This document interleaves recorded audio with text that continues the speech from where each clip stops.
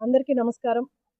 ఇవాళ ఈ press meet పెట్టడానికి ముఖ్య కారణం సూలూరుపేట, సత్యవేడు, వెంకటగిరి, గూడూరు ఈ 4 నియోజకవర్గాలకి దిశ నిర్దేశించే ప్రముఖ పారిశ్రామికవేత్త శ్రీ కొండేపాటి గంగాప్రసాద్ గారి గురించి సాక్షి పేపర్లో అవాస్తవాల్ని ప్రచురించడమే ఈ ప్రెస్ మీట్ యొక్క ముఖ్య కారణం. శ్రీ కొండేపాటి గంగాప్రసాద్ గారు ఇప్పటి నుంచే కాదు, ఎప్పటి నుంచో తెలుగుదేశం కూటమి నాయకులకు, కార్యకర్తలకు ఎప్పుడు అండగా ఉండే మనిషి. ఆయన ఎన్నో బిజినెస్లు చేసి ఇక్కడ దాకా వచ్చారు. ఆయనకి ఇసుక అమ్ముకొని 700 రూపాయల కోసం ఆశపడాల్సిన అవసరం ఆయనకి ఎట్టి పరిస్థితుల్లో లేదు. ఈ మన సూలూరుపేట నియోజకవర్గానికి కూడా హాస్పిటల్ కావచ్చు, అలాగే రోడ్లు కావచ్చు, చాలా ఆయన సొంత నిధులు పెట్టి ఎన్నో డెవలప్మెంట్లు చేసిన పరిస్థితి ఉంది. ఆయన సొంత నిధులు పెట్టి నేను ఎమ్మెల్యే అయిన తర్వాతే ఆయన ఎన్నో స్కూల్స్కి ఆర్ఓ వాటర్ అందించడం జరిగింది, వాటర్ ట్యాంకులు పంపించడం జరిగింది. కరెంటు సమస్య వస్తే ఆయన నిధులను పెట్టి హాస్పిటల్లో కూడా చేయించడం జరిగింది.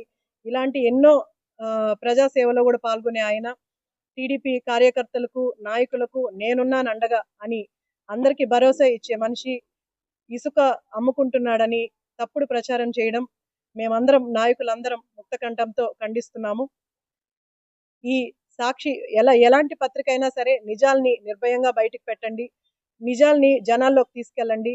మన ప్రభుత్వం టీడీపీ ప్రభుత్వం వచ్చిన దగ్గర నుంచి ఎలాంటి డెవలప్మెంట్స్ జరిగినవి ఏవి ఈ సాక్షి పేపర్లో రాలేదు. ఎప్పుడు నాయకుల మీద బురద జల్లడమే జరుగుతుంది మొదటి నుంచి కూడా. అలాంటివి కాకుండా జనాలకి ఉపయోగపడే డెవలప్మెంట్ గురించి మీరు ఇప్పటి వరకు నేను చూడగా సాక్షి పేపర్లో ఎక్కడా రాలేదు. కాబట్టి పత్రికా విలేకరులు నిజాల్ని బయటికి తీసుకురండి, నిజాల్ని బయటికి చెప్పండి. ఏం జరుగుతుందో వాస్తవాలనే జనాల్లోకి తీసుకెళ్ళండి.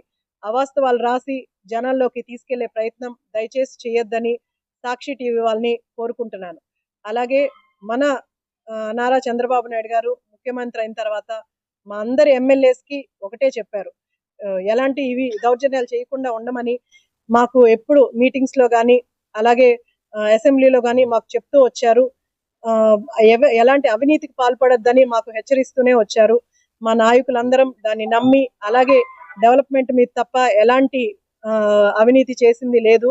ఇలాంటి అవాస్తవాలు రాసి జనాల్లోకి తీసుకెళ్లొద్దని సాక్షి టీవీ వాడిని హెచ్చరిస్తున్నాను.